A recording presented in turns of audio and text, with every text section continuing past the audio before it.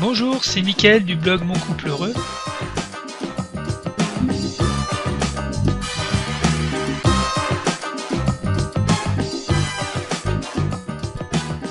Cette vidéo est directement inspirée du livre de John Gottman, Les couples heureux ont leurs secrets, car dans ce livre, John Gottman explique qu'il est capable de prédire les divorces. J'ai donc créé la méthode Divorcer, qui est une méthode en 8 étapes, simple, qui explique comment faire pour divorcer. Alors voici la méthode. La première étape, si vous voulez divorcer, c'est de vous marier. Mais bon, ne vous inquiétez pas, car cette méthode marche aussi pour les couples qui ne sont pas mariés. Vous ne finirez pas par un divorce, mais seulement par une séparation. Donc la première étape est de trouver un partenaire et de commencer une vie de couple. La deuxième étape, c'est de trouver un sujet de dispute. Alors c'est vrai que ce n'est pas simple, il y a très peu de moments où les couples se disputent, donc pour vous aider, je vais vous donner quelques pistes. Il existe 6 sujets de dispute assez courants dans les couples. Les voici. Le premier sujet de dispute, ce sont les tâches ménagères. Il y a toujours de quoi se disputer grâce à ce sujet. Qui va faire les courses, qui va s'occuper de faire la vaisselle, de faire le linge, etc. Un autre sujet, c'est la gestion de l'argent au sein du couple. Troisième sujet, le travail et le stress généré et le stress qu'on ramène à la maison. Quatrième sujet de dispute, les enfants. Comment va se faire l'éducation? Est-ce que vous en voulez ou pas? Cinquième sujet de dispute, assez fréquent dans les couples, c'est le sexe. Est-ce que vous êtes satisfait? Est-ce que votre partenaire est satisfait? Et enfin, un bon sujet de dispute, et le dernier, vous pourrez en trouver d'autres si vous voulez, le dernier sujet de dispute est la belle famille. Voilà, à partir de cette étape-là, vous avez trouvé un sujet de dispute. Maintenant, il va falloir passer la troisième étape. Il s'agit de vociférer. Alors que signifie vociférer? Vociférer signifie parler avec l'accent de la colère et pousser des clameurs. Donc, vous mettre en colère en gros. La quatrième étape de la méthode Divorcer, c'est de critiquer.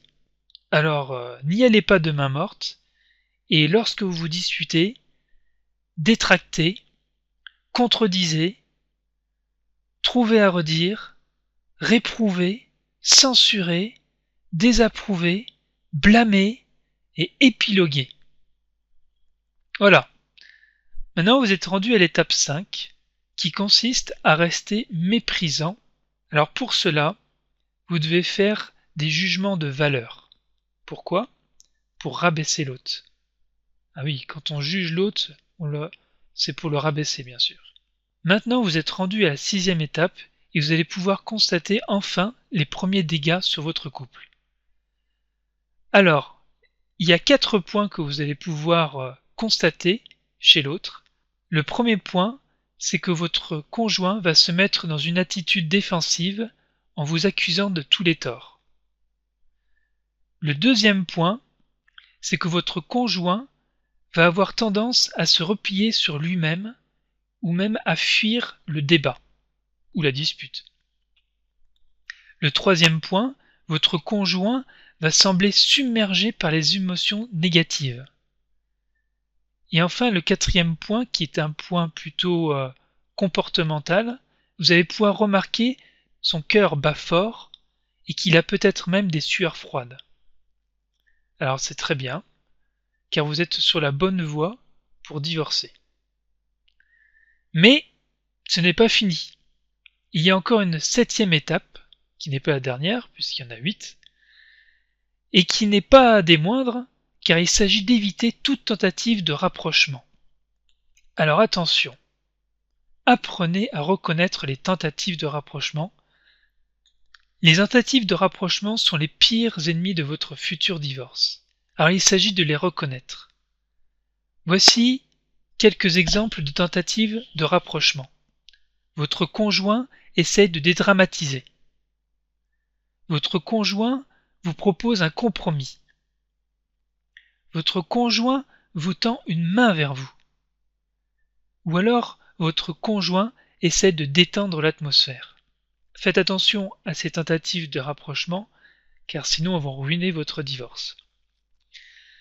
La dernière étape, c'est de se remémorer tous ces mauvais souvenirs. Ne vous remémorez jamais les bons souvenirs liés à votre couple, mais seulement les mauvais. Maintenant, vous allez pouvoir vérifier si la méthode divorcée a bien fonctionné sur votre couple. Alors le lendemain, demandez à votre conjoint « Chérie, qu'est-ce que tu penses de notre couple ?» Il y a deux réponses. La première réponse, eh bien apparemment, elle est toujours contente, votre femme, ou alors votre mari, d'être avec vous. Donc retour à l'étape 2 et recherchez un nouveau sujet de dispute. Alors là, désolé, mais vous n'êtes vraiment pas prêt à divorcer, et donc la méthode divorcée n'a pas fonctionné chez vous. La deuxième réponse que peut vous donner votre conjoint, c'est celle-là.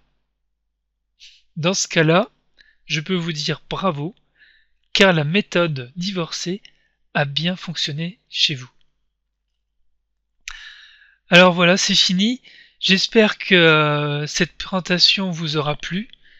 Vous l'aurez compris, l'idée n'est sûrement pas de vous expliquer comment divorcer, mais plutôt de vous montrer quelles sont les étapes qui mènent à la séparation et au divorce. Elles sont toutes expliquées dans cette présentation et il suffit de faire tout l'inverse et ainsi vous allez pouvoir préserver votre couple d'une séparation, mais surtout vous allez apprendre à mieux gérer les conflits, car c'est en faisant tout l'inverse de cette méthode que les conflits seront beaucoup plus faciles à gérer. Donc je vous dis à très bientôt sur le blog Mon Couple Heureux, et n'hésitez pas à me laisser un commentaire pour me dire ce que vous avez pensé de cette présentation. À très bientôt, au revoir.